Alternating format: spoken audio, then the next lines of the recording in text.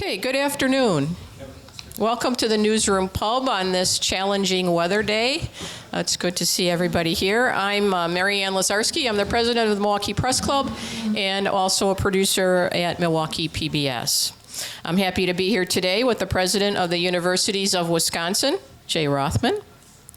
A little bit about him. He is UW System's 9th president, succeeded former Wisconsin governor and former U.S. Secretary of Health and Human Services, Tommy G. Thompson, in June of 2022. Rothman previously was chairman and CEO of Foley and Lardner, one of the state's largest law firms, and ranked among the top 50 law firms in the country based on revenue. Before we get started, I need to thank some sponsors. So our event sponsors, our presenting sponsor is Spectrum News 1. Our supporting sponsor is We Energies. I would also like to thank our event partner, WisPolitics.com. WisPolitics.com partners with the Press Club for this luncheon as part of its ongoing event series in Milwaukee, sponsored by UW Milwaukee, Wisconsin Academy of Global Education and Training, 1125 at PAPS, the Medical College of Wisconsin, Commercial Association of Realtors, and Spectrum. I'd also like to welcome our media panel today. First is Erik Bilstad from 620 WTMJ News, Corri Hess next to him from Wisconsin Public Radio, and Kelly Meyerhofer from the Milwaukee Journal Sentinel. And I have this special presentation to Mr. Rothman before he begins. We're presenting him with this fabulous Milwaukee Press Club hat that I hope he wears proudly. And I want you all to know this is a collector's item. So I would rush out and see Joette at the end of this event and purchase one. Proceeds from, we support our endowment, which helps students and the next generation of journalists. So if you're buying one of these, you're helping the future. How's that? Fantastic. All right, welcome. Thank you very much. Yeah, you can put that down there. I think that hat will come in handy given Wisconsin's weather today. So thank you very much. Thank you very much for the opportunity to be with you, and good afternoon. I want to particularly thank the Milwaukee Press Club for the opportunity to speak with all of you today about the universities of Wisconsin. And let me start with this. I think because I think it is absolutely true. Our universities, the universities of Wisconsin, are Wisconsin's single best talent generator. And as I said at every opportunity when I've spoken since in the 18 plus months that I've been in my role, Wisconsin is in a war for talent, where Wisconsin's success will determine the quality of lives for every Wisconsinite for decades to come. It is one of the most important issues we face economically, and one in which we think it is important that our universities of Wisconsin partner not only with the state, but every stakeholder in the state to try to resolve. As I said, I've been president for the past 18 plus months. My team and I have been working hard to make changes to position the constellation of 13 universities that comprise the universities of Wisconsin for not only success right now, which is absolutely critical, but to have a sustainable future. My charge coming into my office was to conduct a thorough assessment of our operations and to let that assessment guide changes and improvements. And I think hopefully you have seen that to the extent that you've looked at our 2028 strategic plan that was adopted by our Board of Regents last December. We are a large, complex organization that requires consensus to make progress. So change can take time. Moreover, we are in a competitive marketplace that is increasingly buffeted by politics. Colleges and universities across the country are facing the same challenges that you're facing. But despite that noise and despite those distractions, we are making progress. And today I wanted to share with you some of the progress we have been making regarding the implementation of our strategic plan, starting first and foremost with our students and talking about enrollment and graduation. Our strategic plan sets forth one of those hairy, audacious goals of increasing the number of graduates that we have from system schools from 37,000 to 41,000 by 2028. You may ask, why do we need more graduates from the universities of Wisconsin? As I said before, we are in this war for talent in this state. We hear it all the time. I talk to a lot of employers, the private sector where I came from elected officials, from civic leaders. We need more workers in our state. We need more engineers. We need more nurses. We need more computer and data scientists. We need more business and financial professionals, and that list goes on and on. That's why it's so vital for our universities to receive the $32 million that was set aside in the state budget as a supplemental appropriation for workforce development. That investment is good for students, it's good for employers, and it is good for the state of Wisconsin. We are deploying a number of strategies at the same time to help our students enroll, progress, and graduate. For example, we are launching a new direct admissions program this summer. Incoming high school seniors who meet our admissions requirements will receive a letter letting them know the universities that will admit them. Our hope is that by streamlining our admissions process, we will find more students who are willing to enroll, especially those coming from families of lower socioeconomic means and first-generation students who may not be thinking of themselves as ready for college or as college material. If those students receive a letter basically saying, we want you and we think you've got the ability to succeed, that can make all the difference in the world. Think about it in your own lives. It's when somebody said, I believe in you, I believe you can accomplish this, great things can happen. And that allows us then to start a conversation about financial aid and how we deal some of the barriers to college participation, but also help in the transition as they move into their role from a high school student into their role as a university student. We also launched the Wisconsin Tuition Promise that helps low-income students cover the cost of college. And in essence, what this program does is after federal and state grants, it makes up that gap, makes up that remaining amount. So in essence, we can take tuition off of the table for students. You know, we are funding the first cohort through the universities of Wisconsin. We had the resources to do that, but we are now actively looking for private funding to bring on the next cohort. Our first cohort started this last fall, and they will have funding for 4 years. We now are searching for funding for the next cohort that will start in the fall of this year. We know that we are the most affordable collection of public universities in the Midwest, and I would say beyond. We did that affordability study shortly after I started in my role. But at the same time, we know that we are not affordable to everyone. And if you look at the statistics when we did that affordability study, what it showed us was we are affordable, and we are a great value, which is fantastic. But it also reflected the fact that on a percentage basis, we are educating fewer students of lower socioeconomic means today than we were 10 years ago. The Wisconsin Tuition Promise, coupled with direct admissions, is designed to help remove those financial barriers to allow more students to attend our universities. We believe those two programs working together can increase our participation rate. That is, the percentage of high school students going on to higher education in the universities of Wisconsin from 27%, which is where it's at today, to 34% long term.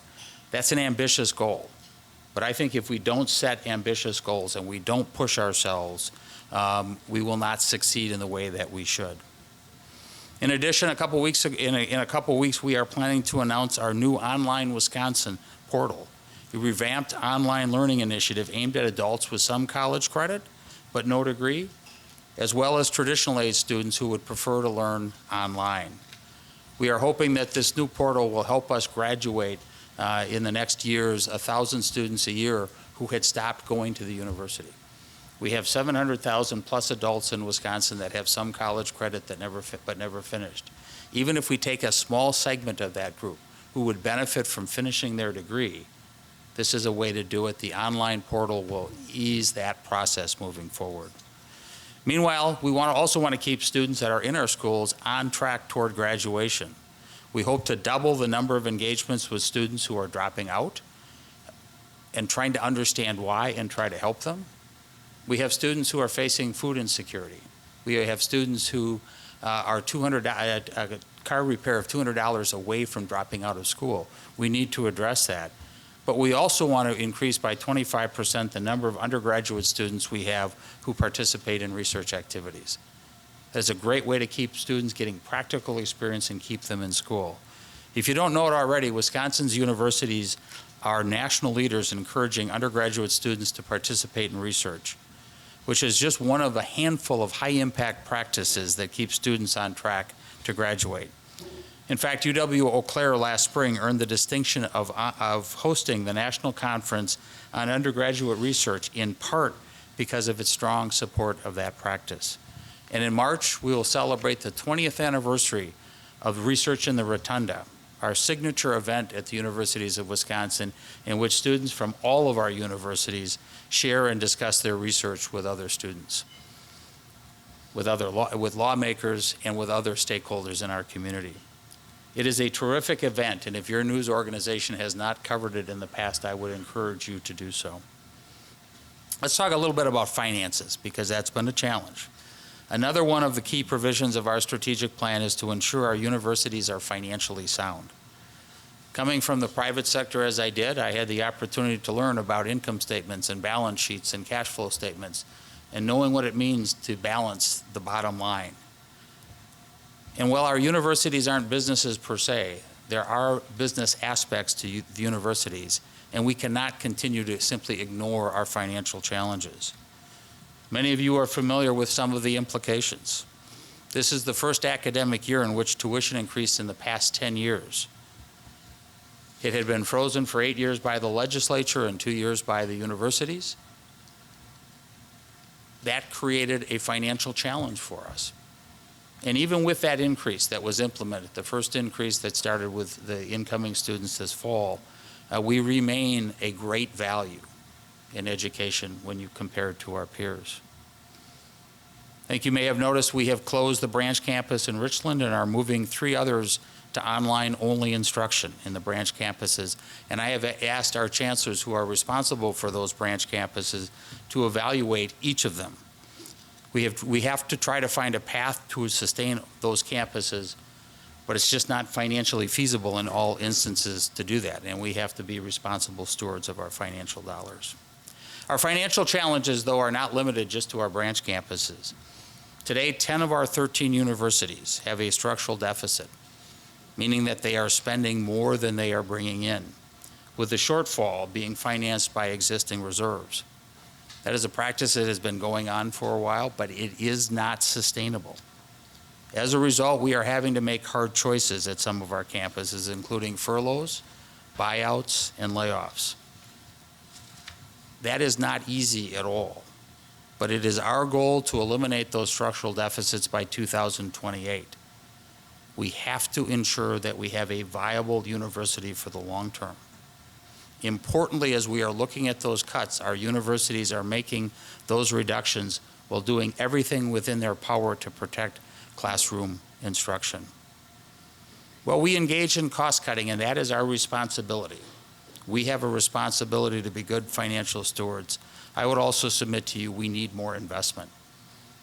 A recent Wisconsin Policy Forum report found that Wisconsin ranks 42nd out of 50 states in terms of its funding of its university system. 42nd out of 50. That is beyond disappointing. I grew up in this state. That is not the Wisconsin I know. We need to continue to advocate for more investment because we know how much that is needed. We know how much the universities of Wisconsin mean to our state. Some of you may have seen a recent story in the Chronicle of Higher Education that assessed the current state of public higher education in Wisconsin, and more specifically our universities. The general theme of the article was that for too long, Wisconsin has put off hard choices. We are not going to wait any longer. We cannot afford to wait any longer. Let me talk a little bit about free speech and civil dialogue, also an important component of our strategic plan. When I launched the Student Attitudes survey that really looked at freedom of expression, I know some people didn't like it. I knew that because they told me. But I have consistently said we should not and cannot be afraid of the results. And I was extremely pleased in some sense about the results of those surveys that showed, by and large, our students say that their professors encourage and facilitate free and open discussion in the classroom. That is incredibly important. I was concerned, however, by a couple aspects of that survey, which I think we are working on. One is the number of students who expressed a propensity to disinvite speakers with whom they disagree, and the number of students who felt uncomfortable, particularly those who identified as being conservative, of sharing their views on controversial topics. Universities need to be marketplaces of ideas, where ideas are discussed passionately, vigorously, but civilly. We are working in that regard. Since that survey, we have taken a number of steps to foster freedom of expression and civil dialogue on our campuses. We created the Wisconsin Institute for Citizenship and Civil Dialogue to help our universities elevate their support for the promotion of free expression, civil dialogue, and the world of ideas. We sponsored the Wisconsin Civics Game for high school students. And I have personally spoken with large numbers of students coming from various backgrounds and various viewpoints about the importance of civil dialogue and why that is a challenge in a polarized political setting. I am inspired each time I finish those discussions with small groups of students about how thoughtful they are, how caring they are, and how engaged that they are. In fact, that was an idea that I appropriated with permission from a student at Madison who said, we have to find a way to sit down and talk about difficult issues in a civil fashion. I'm also heartened to see the work on these issues of freedom of expression at each of our campuses being led by each of our 13 chancellors. And as I've said before, what better place for a university than a university to promote new ideas and diversity of thought? And in that regard, one of the core roles of the university is focused around research and innovation. We know our universities create knowledge that contributes to innovation and helps us better understand the human condition.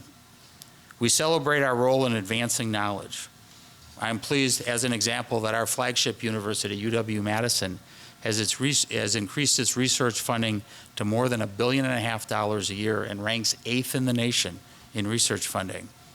I'm also appreciative of the research that goes on at each of our institutions, including our other R1 institution, UWM, right here in Milwaukee. Advancing research is one of the core pillars of our strategic plan, and we are making progress in expanding our work to collaborate with industry partners. So it is not just an academic exercise, it is working with industry partners. And that's why we are so pleased to be a partner in the Wisconsin BioHealth Tech Hub. Through the hub, our universities will provide access to education and research that will help drive growth and innovation in the fields of personalized medicine, biohealth technology, precision manufacturing, and automation.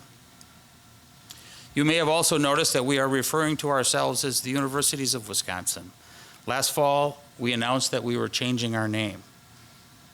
We know it will take some time for everyone to get accustomed to that, but there's good reason behind that change. We want to put our constellation of 13 universities front and center. That's where the real work goes. That's where 162,000 students a year are educated. It's not at the UW system.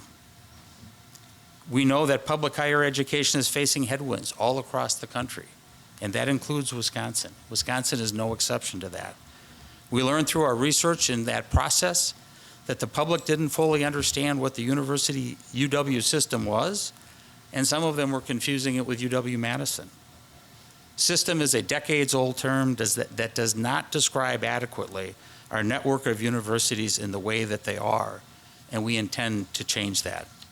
It is our hope that through this new name and identity that we can help Wisconsinites better understand how they are invested in the public universities and to learn more about the opportunities that our universities offer everyone in this state.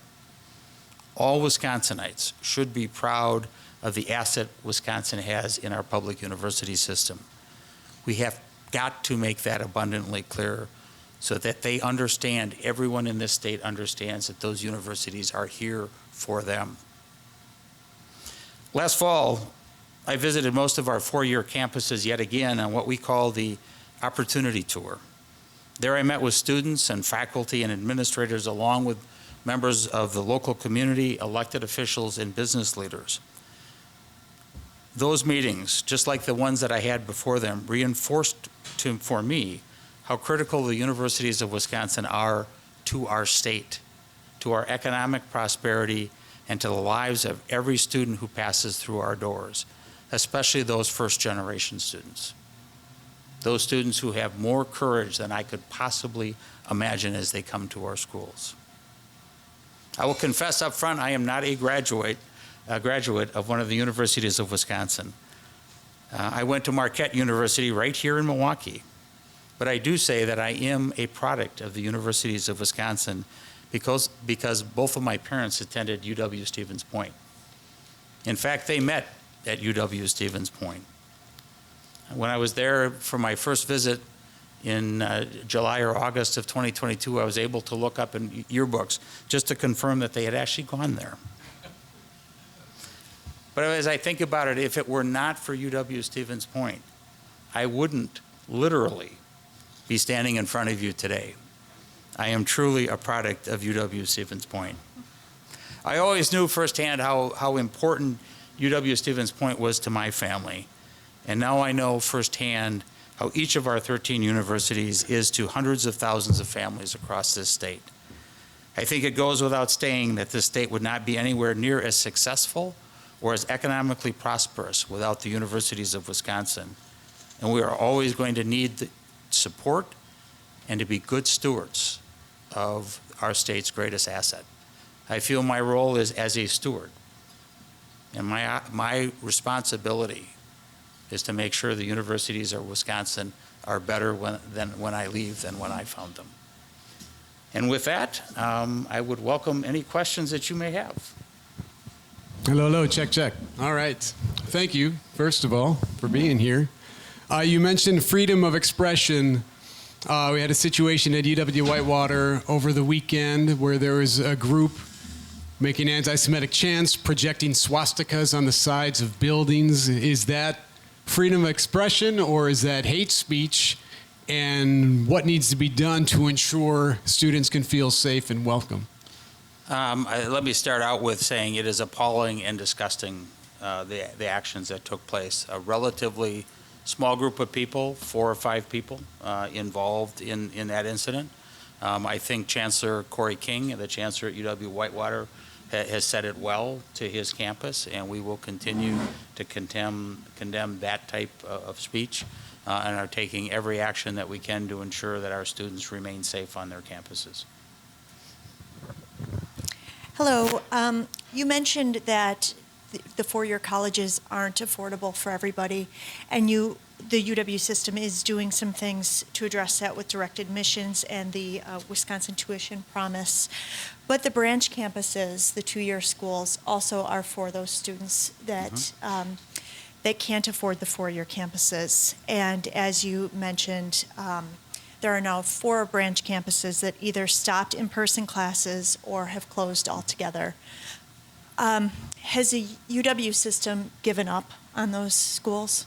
No, we haven't given up on those schools at all. I think we had to accept what was market reality, and the attendance at those university or those branch campuses has dropped drastically in the last 10 years, far more than any enrollment decline that we saw in any of our universities. So we simply have to accept the fact that consumers are not looking at those branch campuses in the way they once might have. And therefore, we need to change our business model. And that's what we're doing. And that's why I've charged the chancellors with looking at those branch campuses and how can we make them contributing members of the communities that they're in. That is absolutely essential. But how do we do so in a financially responsible manner? And that's the push-pull that we're always in. I think online education has impacted that a bit, but we are looking at other ways, whether that be adding 4-year degree programs at some of those universities, whether that be offering continuing education opportunities at those branch campus locations. Each of them will be a separate case in and of itself. One size does not fit all. and I look forward to our chancellors continuing to work through that process. But it is important that we also acknowledge reality and don't ignore what the market is telling us about the demand for the two-year branch campus education. On that same vein, which of the remaining UW branch campuses will still be operating as they currently are 3 years from now? Will any of them still be running how they are today? Yeah, Kelly, I think we're waiting to see what the chancellors come back with. I've asked them by late this spring to come back with their plans about how they do it. Will they operate exactly in the same way? I think we have to adjust to market. Will there still be two-year education at some of them? I suspect that will be the case, but we'll have to see what the chancellors come back with. Given the DEI deal that you came about with GOP leadership, it took a couple of votes by the Board of Regents to get through. How do you ensure that DEI, that equity, that inclusion remains top of mind given that vote now and what moves forward? Yeah, our core values around inclusivity and belonging have not changed. And I think if you look at our strategic plan, you can see elements of that throughout. We have targets where we want to increase the percentage of underrepresented students in our universities.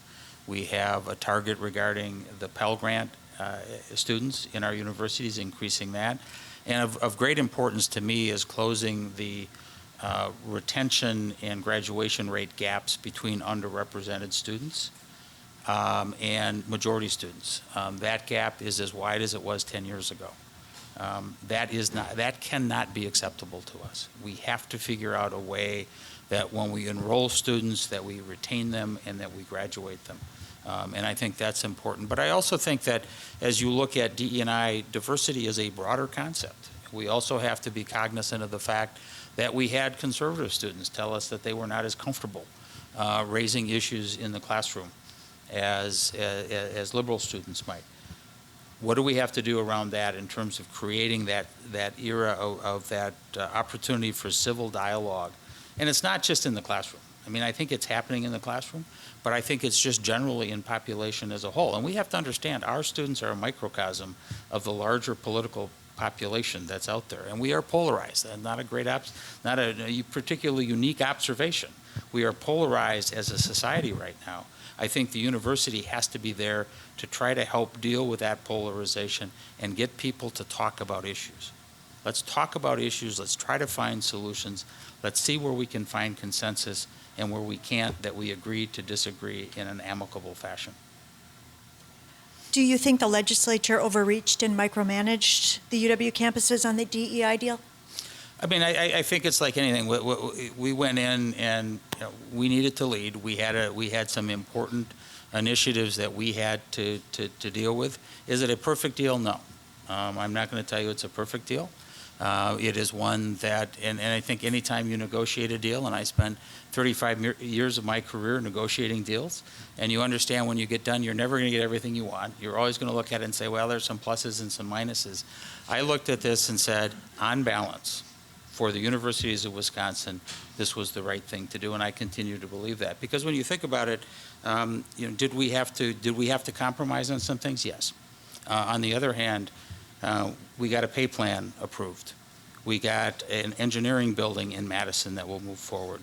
We have utility projects, which may not seem to be the most interesting projects, but they are darn important if you don't have heat and cooling within a university system. We got those approved.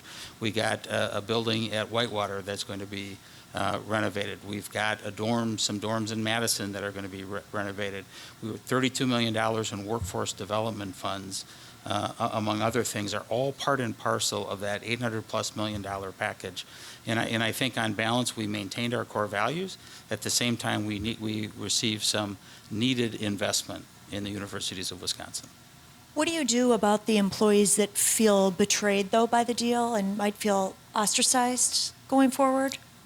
I mean, I think, I go back and say our core values around inclusivity and belonging have not changed. And that is true for our students. It is true for the great people who work every day to support our students at our universities. And I think we need to continue the conversation. because our goal was to do what was in the best interest of the universities of Wisconsin, and we did our damnedest to try to do that. As the DEI deal came together during the negotiation process, 3 regents have told me you floated resigning if that deal failed. Were they mistaken?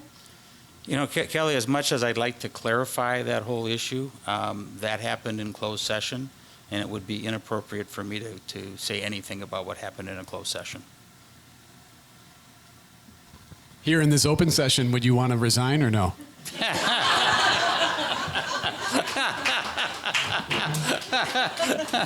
See, Erik, that was your question. Now it goes to Corri, I think, right? So there we go.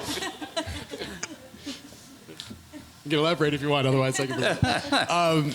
You were talking about the freedom of expression, professors encouraging free and open discussion, civil dialogue. You had a chancellor who was very free in obviously something that was happening with he and his wife. You are in the unenviable position, I think, of being the only one in the room that has had an employee post pornographic videos on a website, I would assume. Well, I guess I shouldn't speculate. A couple of questions on it, but I guess one would be, if you could describe, in detail if you could, but if you could describe what it would... I'm afraid where this question is going. No. Okay, all right. When you were told, how did that make you feel? What were you told? What did you have to do next? And then the next question is, where does it go from here? Are you still efforting, trying to remove him from the faculty? Okay. We learned about this the week of December 18th. And my immediate reaction was to ensure that we had our facts correct, because this is a process. But once the facts were confirmed, in my mind, my recommendation to the Board of Regents was very clear. And if you think about that, it was the week of the 18th, so that was during the Christmas holiday. We learned about it the week of the 18th, and the decision was made by the Regents the following week to terminate Joe Gall from his role as Chancellor. I think it was an utter failure of leadership. We expect our chancellors to be role models for our students and for their communities, and I think he failed in that with what he was doing. The process now is really in the hands, starting with the faculty, the chancellor and faculty at La Crosse, to make a determination. I did file a complaint to start that process because I believed that tenure should be reviewed in this case, but that is really predominantly a decision first at the university level and then ultimately at the regent level. I no longer have any impact on that decision, but I did feel that the circumstances warranted that his tenure be reviewed, and that's what's happening right now. How did you confirm it? Is that, and I mean that sincerely, is that using a state computer and jumping on, or do you call HR? Like, how do you go about doing that? We asked the chancellor, we asked Gao that question, and he confirmed it for us. And then one last one, I'm sorry. As far as moving forward, And no, I did not go on a state computer, so okay, there we go. For something like this, he claims that when he had the adult porn star, which also encourages free, open discussion, when this porn star came on campus and spoke, that enrollment increased after that. What's your reaction to him claiming that enrollment at La Crosse increased because of the adult film star he had speak? I think there's a difference between causation and correlation. How's that? Yep. So if you were to give yourself a grade on an A to F scale on your time so far as UW system president, where would you fall? I would say I have not yet finished. I have not completed the course. So no. I'm not worthy. Midterm grade. Midterm grade. Listen, I don't know how it would grade. Somebody else makes that determination. I would have loved to, when I was in school, to be able to give myself a grade and have the professor agree with that. I tried that a few times. It didn't work out very well for me. I'm proud of what we have accomplished. I think if you look at some of the things in my opening comments, I'm proud of what we have accomplished, because it's not me. It is a team of people who are dedicated. It starts certainly with our chancellors. It starts with the team at Universities of Wisconsin administration. We are all focused on the same thing, and that is on student success. We have a long way to go. We are certainly encountering some headwinds to our ability to be successful in that environment, but we are going to continue to work through. I am passionate about, anytime I get frustrated or think about, the role and some of the challenges that you have, walk out on one of the campuses. Walk out on one of the campuses, talk to students, talk to that first generation student. We've interviewed them and have a number of them up on our website where they talk about their personal experience, about a parent being imprisoned and being raised by foster parents or by family members, and what the university means to them. Talk about any student, regardless if they're first generation or other. This education changes the trajectory of their lives. We are educating students to do jobs that do not yet exist. Think about that, to give them the critical thought, the analytical ability, the ability to articulate themselves both in writing and in speaking, in an articulate and persuasive manner, to problem solve. Those are the skill sets that students are going to need into the future. That's what's exciting, and you see it on their faces, and you go into classrooms and you see that. That is an incredible experience. It makes all the noise of the rest of the stuff that we have to work through worth it. It's those 162,000 students every single day that are being educated in our institutions that are going to change this state for the better. That's what's exciting about this. So going back to Joe Gow, when do you hope to... Kelly, I was just on a high there, come on. Yeah. Well, you wouldn't give us a letter grade, so Fair enough. It sounded fair like enough. a C. I don't know, B. I don't know. Ooh, you're a tough grader. When do you hope the investigation will conclude? I mean, have you given any sort of parameters by the end of this school year, before the fall semester starts? I don't have any control over that process. The investigation, which is being led right now by an outside law firm, will take its course. They have to follow the facts, and we'll see where the facts take them. But when you hire a law firm, don't you kind of give them a scope of, we're imagining this will take 6 months, something like that? I think the charge that they have been given has been to go through the process as quickly and as expeditiously as they can, with the understanding that we don't know where the facts will take them.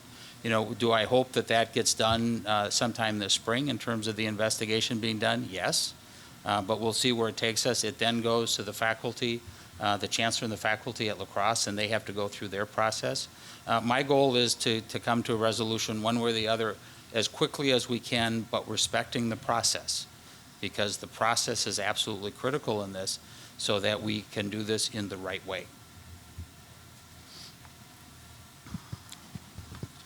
How will the future of artificial intelligence impact the university system, or just secondary education in general, do you foresee in the next decade or so? Yeah, it is fascinating, isn't it, about how it's going to impact it? Certainly, it started with the concern around chat GPT and who can write term papers faster. There's the academic piece to it, but I think broader focused, we need to be thinking about how we within the universities of Wisconsin help the state deal with the challenges and the opportunities that artificial intelligence will create. Certainly the work that is being done across our universities, we've been involved in artificial intelligence for a long time. This isn't new. How do we help the state make the next step forward in terms of artificial intelligence? How do we educate the next group of students who are going to have expertise in that area? I think those are important components of what the university can do. Can we be doing things on a continuing education basis for artificial intelligence? Because I suspect if I asked the group assembled today, I said, how many of you would like to know more about artificial intelligence? Most of you would raise your hand. Where can the universities be helpful in that so that it becomes a lifelong learning piece? I think we need to look at that. But I think we also have to be cognizant of the governance around artificial intelligence, in part dependent on large pools of data. some of which may be sensitive. How do we protect that? How do we tie the technology to the human condition? That you hear all these horror stories about, well, the machines are going to run the world. Well, I'm not sure that's true, but how do we make sure that we find the right balance and that we employ that technology in a way that will make us more productive and in a better society as opposed to challenging society? And we're at the early stages of that, but I think having our universities very focused on it, and they are, and I think you're going to see more of that going on. And will we have more of a need for, regardless of what your major is, to have some understanding of what artificial intelligence can mean? Because it is cross-disciplinary. It's not just in the computer science area or whatever it happens to be. It is cross-disciplinary because it will impact every corner of society, and it already has. Let's be honest. I mean, it already has with search functions and so forth. I think the difference now is the generative concept, that we're not only taking something and learning more about it, but we are then, it is creating content, it is creating new knowledge, which may or may not be accurate, right? And how do we deal with that? Because you saw the great pronouncement about how great this was, and then you started to see it coming out, and it has its flaws. So how do we manage that in society? I think there's all kinds of different challenges that cross every different area of discipline that we have in our universities. But it is fascinating. It is fascinating. There were 4 suicides last semester at UW River Falls, and mental health issues for young people continues to just kind of plague the state and the nation. Is there anything that can be done? Just in talking to the provost at River Falls, he was saying that a lot of these kids, most of them, their COVID years were late middle school and high school, and that's really affected a lot of people. What are your thoughts on this? Yeah, it is. It was the suicides at River Falls are just an absolute tragedy, and having 2 kids myself, you just think about that, and you think about if you were on the other end of that phone call, finding out it was your kid, how devastating that would be, and I never lose sight of that. I think what we are trying to do is we need to continue to invest in mental health services that we can provide to students. Governor Evers was great and provided us some pandemic relief funding that we have used to do telehealth, telemental health. I think that has been a great piece, but we have to continually be vigilant. And I think the role of the university probably is in two areas. One is in the crisis area, where the student has the issue, and if you're sick, you'd go to the student health center. Okay, how can we help from a mental health perspective, either through in-person or through the telehealth side? The secondly may be the short-term piece of helping them work through that. The longer-term piece, I don't think that's not our primary role. I mean, that's got to be left to professionals outside of the university context. But I think we are going to be seeking in the future more funding to deal with that, because when I read that, I think it was, 1 in 10 teenagers have attempted suicide. You think about that. This is an epidemic right now in our society, and we are not immune from that in the university. So we have to be cognizant of it. And having the services available, and then hopefully trying to be helpful in identifying when people are going down a path that isn't healthy. Because we all know that college can be a challenging time in somebody's life. You learn a lot, you grow, maybe your first time away from home, and that can be mentally taxing. If the mental health issues though compound, that's when you can get in situations that are really troubling. So I think it's ensuring that, and we've got a lot of services right now, ensuring that we can maintain those services and figure out how we're going to continue to fund them going forward after the pandemic relief funds run out. Shifting gears just a little bit, the Daily Cardinal reported today on a national cybersecurity event that hit a lot of universities, including several UW campuses. And the story talked about how UW systems strayed from some other state universities, Illinois and Michigan, in not informing those affected by the breach. should UW system change its notification process? I think, Kelly, there were 800 plus universities that were involved in that data breach. It was a third-party source, so it was not a data breach of anything within the universities of Wisconsin. A couple of universities decided that they were going to send out something very early. We decided, and we were in compliance with the law in terms of when we are required to notify people. But it was really, we didn't want to be alarmist because we wanted to understand what the facts are. And there's a forensics process that has to go through. Just the fact that your data was there when the breach occurred doesn't mean that your data was viewed. It doesn't mean that there was anything that was the personal data that would be prohibited from being disclosed there. We wanted to make sure that we went through that process before we started sending out a broad notification that we've got, because we couldn't tell anybody. If we had issued that notification and they would say, well, what got breached? We said, we don't know. And we're trying to figure that out. So we followed the law. We were comfortable in the process that we did. And I think, I'm not sure what the number was. I think there were 16 students that had some compromised information, and they have been notified appropriately within the system. So, I appreciate the reporting, but I think it probably overblows the situation, at least as it relates to our universities. I know UW over the past decade, though, has asked, for more funding, to help beef up their cybersecurity. Do you think, being more public about when you do have breaches would make the legislature and the public more aware of why that funding's needed? I think we could have those conversations privately, and this was really one in which it was a third party. I think it's important that this was a third party vendor. This had nothing to do with it was the transmission of data through a third party vendor, and that third party vendor was hacked. I think, the prevalence of cybersecurity risk is there. We can talk to the legislature and other funding sources appropriately to ensure that we have the best processes that we can. But my view of cybersecurity is you do your best to protect yourself, but you also then are prepared if and when an incident occurs. Because if you're involved in an organization that has not yet been hacked, it's just you're biding time. That's just the reality of the world we live in. I don't like it, but that's the reality of the world we live in. And so I think sharing that with legislators or more publicly would have caused more angst and really not gotten to the point that we need to get to, and that is we have to be as vigilant as we possibly can be to ensure that we protect the sanctity of our data.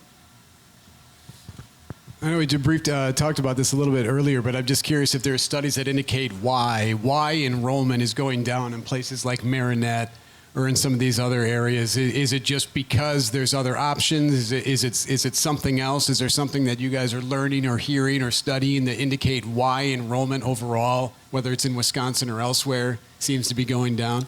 I think part of it, some of the studies that we have seen, and I should step back and just say, the enrollment when we look at the enrollment as a whole in the universities of Wisconsin, our enrollment went up this last fall for the first time since 2014.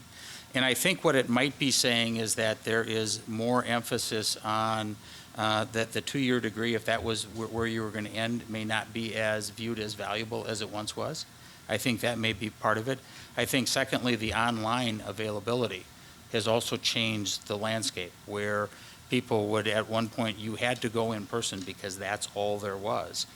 Now, if you're in an area that it's more difficult to get to, where we have a university or a branch campus, or if your personal situation doesn't allow you to do that, online is an option for you in a way that it never was. And even as you're doing it on an asynchronous basis, so you can take the class and go through the process when you have the time. That I think has resulted in probably some more of the decline at the branch campuses than it might have at our universities, at the 13 universities themselves.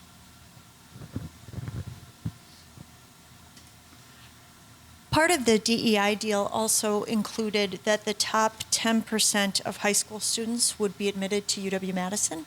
Top 5%. Top 5% for Madison. I'm sorry, top 10% for the other. Correct. How will this affect admissions at UW-Madison? Will it be a surge of students, or will it? What will it look like for Madison? I would start first and foremost. We have an interest in making sure every qualified student goes to one of our universities and stays in the state of Wisconsin. And we're proud of the fact that, 90%, almost 90% of our graduates who are Wisconsin residents are in the state 5 years past their graduation. I think as Madison reviewed it, and we certainly talked about that, I had conversations with Chancellor Mnuchin about that. I think the general consensus was in most cases it's not going to make a huge influx of students, because students that are finishing at that level in most instances were being admitted to Madison. Where it may have some impact, and I think this would be really positive, is some high schools who might not have thought of Madison, even if you were the top student, you were the valedictorian in your class, said, well, I'm not going to go to Madison because it's too hard to get into or whatever. This is now going to give them the assurance that they can get in to Madison, and to the extent that helps us keep more people within the state, that's a good thing. Republicans often talk about how they believe UW campuses are hotspots for liberal indoctrination. Is there any kernel of truth to that? We want our universities to be marketplaces of ideas. We are there to have students have access to and be challenged across the board. And whatever perspective they may have, to make sure that perspective gets challenged, because that's how you learn. We want to be that marketplace of ideas. We are not there to indoctrinate students. We're there to share information with them. We're there to help their critical thought process.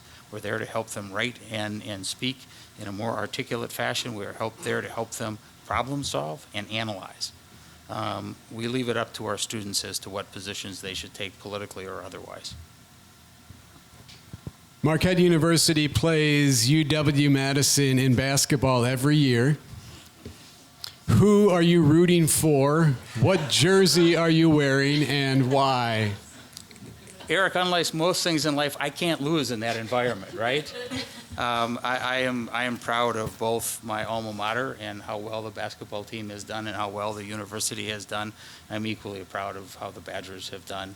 And I'm very careful not to step into the political landmine of what jersey I'm going to wear. Let's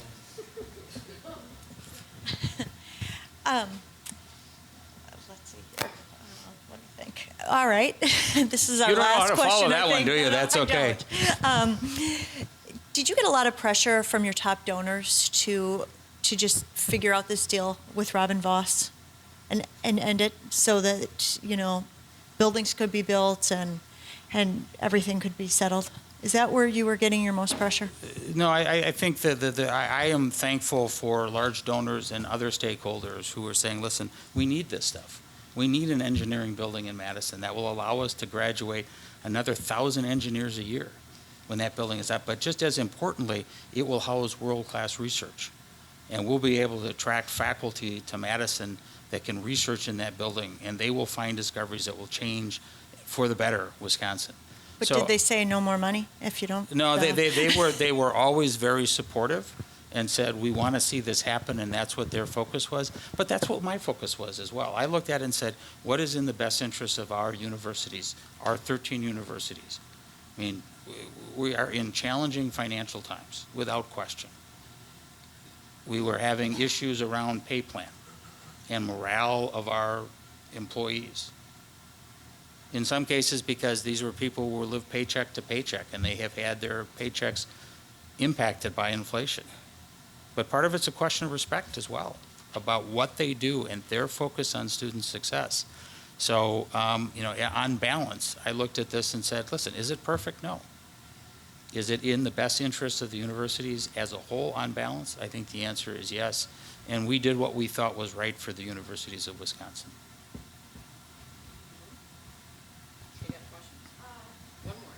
Sure.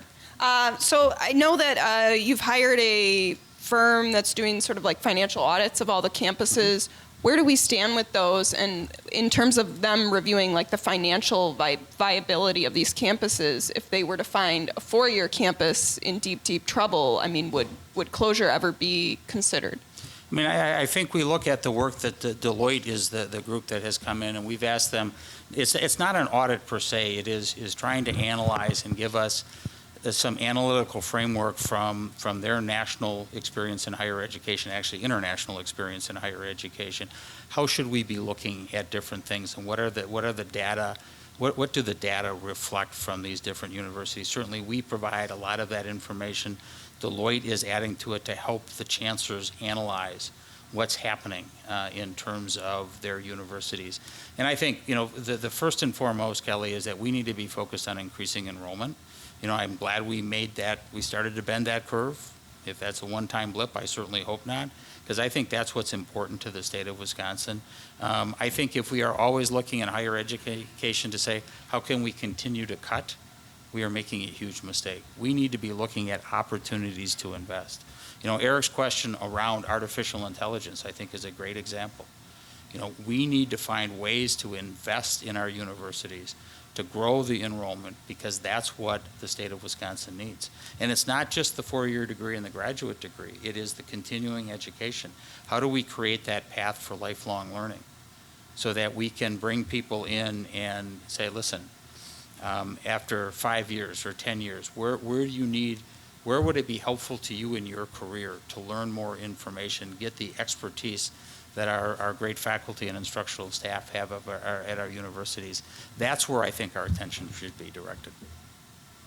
Okay, I'd like to thank our journalists for their questions. Don't go anywhere because we're going to ask all of you. If you have any questions, please raise your hand and we'll try to get in as many as we can, time allowed, and please identify who you are. Hi, Jay. As you know, I'm Tim Fauci, and my question is, how do you compare running the Universities of Wisconsin with running the Foley and Lardner law firm? In a lot of ways, because Tim and I, just by way of full disclosure, Tim is a retired Foley partner, as am I, so we practiced law together for a number of years. And I think what I learned the most, because I was trying to think about how I, as coming from without background in the academy, other than as a student, what skill set would I have? And I think the one that impacted me the most is that, very much like in a law firm, where you need to build consensus around an idea, you need to get input and feedback from your partners and other stakeholders in the law firm. That same skill set, I think, applies in the context of a university. And I think that's my biggest single takeaway, and that's what I learned at Foley that I have been able to apply at the universities of Wisconsin. I should point out that I'm a UW Milwaukee graduate, second class there, but I taught at Marquette, but also have taught in the UW system and worked in television news. I have a question. When I was a student at UWM, the Board of Regents had one school it was responsible for. In the 70s, Pat Lucy and Lee Sherman Dreyfus created the current system, bringing in some new schools plus what used to be the teacher schools, essentially, and created the UW system. Isn't this, from a management standpoint, isn't this 13 campuses a rather large span of control? And wouldn't there be a more efficient way of organizing that so you had a Board of Regents for your big research schools and a Board of Regents for the schools that focus on teaching? Yeah, and as I've looked at that, I've come to the conclusion that the ability for the 13 universities to work together, to share best practices, and certainly Madison has best practices that we use across the system. Madison also learns from our other universities. I think that combination makes a whole lot of sense, quite frankly, moving forward. And the collaboration and cooperation among 13 chancellors who oversee different universities, different sizes of universities and so forth, I think is helpful. It also allows us across the state to be able to leverage, for example, online education. We don't have to reinvent the wheel. If La Crosse has developed a program or Eau Claire has developed a program, it can be used across the entire the entire universe, the entire constellation of our 13 universities. So I think that the structure that was set up makes sense. I know there is debate from time to time whether or not that's the best structure, but I think it's one that is more dependent on the collaboration and cooperation among the leaders, both the regents and the chancellors, than it is about how the structure looks like. I think that collaboration and working together is what is going to be key to our long-term success. Hi, Jay. See, we heard a lot about the challenges, financial challenges that the whole system has, and the necessary cuts that have to happen. But what I'm curious is to what is the growth strategy of the system? Because no business has ever thrived by cutting. So from a marketing standpoint, from a talent, bringing in the best talent in the university system, the professors and researchers, and enrollment, building that up. What is the strategic plan for that? Yeah, and you're absolutely right. No business achieves success. You don't cut your way to success. There's no question about that. The cuts that we've had to make have been painful because they have been necessary under the circumstances. But where we look to invest is really enhancing that student experience. From the time that we start to connect with them, we want to invest more in admissions counselors. We want to invest more in academic counselors so that when a student starts with us, they graduate, because I think that's an important component around student success. So we want to invest in our students. Mental health, which is a question that came up on the panel, is another area that we need to invest in. So when you see direct admissions, when you see dual enrollment, all of those are means to try to drive the enrollment picture to achieve that goal of increasing by 10% the number of graduates coming out of the universities of Wisconsin by 2028. But I think it goes beyond that. A second pillar of our strategic plan is focused on research and innovation. And really, we have challenged Madison to be not number 8, but number 6 in the country in terms of its research dollars. We have challenged the other universities to how do we increase the research dollars that are coming into those universities. For example, Superior, which is our smallest university, has a great research program on the Great Lakes. Incredible. How do we do more of that in terms of investment? And then I think we really need to be looking at how do we, continue to adapt our curriculum to what the demands in the marketplace are. Currently nearly 40% of our graduates are coming out either with degrees in the STEM fields or in healthcare. And that's being market driven. Erik asked the question around artificial intelligence. Where are we going to invest there to bring faculty in that can help us drive the institution? We have more ideas than we have money to invest, but I think that's why we need to be focused on being something different than 42nd out of 50 in the nation in terms of the investment in our universities. Because if we do that, we can drive the investment that is necessary to make our university system the envy of the country, which is what our goal is, and it should be. Jay, I'm a staff member at UWM in advancement, and this idea precedes you. But at one point, just a couple of years ago, the Board of Regents was talking about looking at the distribution percentage among the 13 universities of the funding. And I'm just wondering if that still has legs, if that's still on an agenda anywhere. Yeah, I mean, it still is a discussion point because that funding formula has been in place forever. But I think it is particularly hard when you think about the fact that the pie has been shrinking. We are getting less state support today on an inflation-adjusted basis than we were 10 years ago. It is hard to redeploy a ever-shrinking pool of revenue. I think, until we see the investment that I believe needs to be made in the universities, it's going to be harder to do that reallocation process. But it is something that we think about. It's something that we look at on an ongoing basis. Hi, I'm Kathleen Gallagher. I'm going to comply and say my name, unlike other people.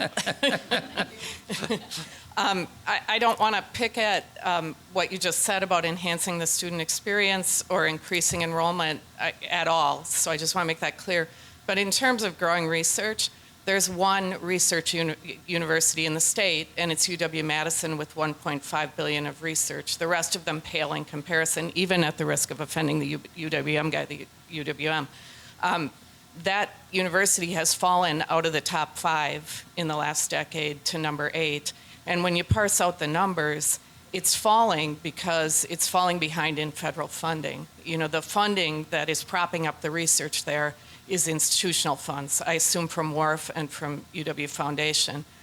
I think it's bordering on crisis, and I'm curious, you know, whether you have the same sense of alarm and what we should do about our flagship university falling further and further behind, and by the way, not producing any companies. When you ask people at UW-Madison what has been commercialized out of your research, the answers are most often tomotherapy and Epic and Promega, companies that started 20 years ago or more.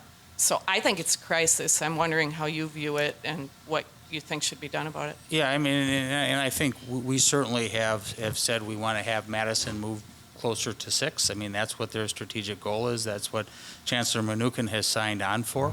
And I think if you look at the HERD rankings, which are the rankings that I'm sure you're aware of, that rank them, that if you look at where Madison is relative to the other universities, it's not far away from that. And it's not as though Madison has lost money. I just want to jump in. Yep. The universities that have leapfrogged UW-Madison have been growing their federal research dollars, and that's why Madison dropped to 8th. It was in the top 5 10, 15 years ago. It was certainly in the top 5, and there are universities that Madison hasn't declined. It's actually grown its research dollars, but others have leapfrogged, as you say. With federal funding. With federal funding, and we want to continue to say, how can we find the federal funding? But what Madison also views as an opportunity, which they have not tapped as much as I think they see this as an opportunity, is partnering with industry as well, and get industry-sponsored research as another avenue to try to drive those research dollars. So and Madison's been saying that, you know, they keep renaming the group that is supposed to be doing that, and the number is static. It's been static for the 20 years they've been trying. So are they trying something different? I think if you talk to Chancellor Mnuchin, they are trying different things, and they are going to push it forward. I think they understand the importance of that research engine. It is to the state. But again, I come back to the fact that when you're 42nd out of 50, it makes it harder. It makes it harder to have the revenue that you need to drive growth in a university, whether that's Madison or somebody else. She's letting me do one more follow-up. So I was talking to... You haven't changed. This is good. Yes. Thank you. I was talking to a large ag tech company executive recently, and I said, what's the worst university in the Midwest to deal with in terms of industry partnerships? And they said Madison. And I said, why? And you'll appreciate this with your legal background. They said, because you can't negotiate with Madison or with WARF because there are always 10 lawyers in the room who are niggling over stuff that doesn't matter, and you can never get anything done with them. I will leave that as an observation. I don't have any personal knowledge of that. And on that note, we have to wrap it up. So I want to thank our panel of journalists again. Jay Rothman, thank you very much. Thank you very much. Just a few words to conclude. We want to thank again our event sponsors and to the Newsroom Paul and Safe House for being the hosting sponsor of this event. If you are not a member of the Milwaukee Press Club, I encourage you to do so, and Joette here can answer any questions, or you can go to our website, milwaukeepressclub.org. Just a couple of reminders about 2 important upcoming events. This Thursday, January 25th, the City of Milwaukee's 178th birthday party. So you want to make sure you get to the Grain Exchange for that. Advanced registration is closed, but you can register at the door. And we have quite a crowd, and it's going to be a great event. So if you don't have a registration yet, please think about it. February 8th, Craig Gilbert is going to be here. He recently retired as the Washington Bureau Chief and National Political Reporter for the Milwaukee Journal-Sentinel, and now Lubar Fellow at the Marquette University Law School. And he will be having a conversation on our political world with Charles Benson from TMJ4. So thank you again for being here, and I hope you have safe travels going home or back to the office.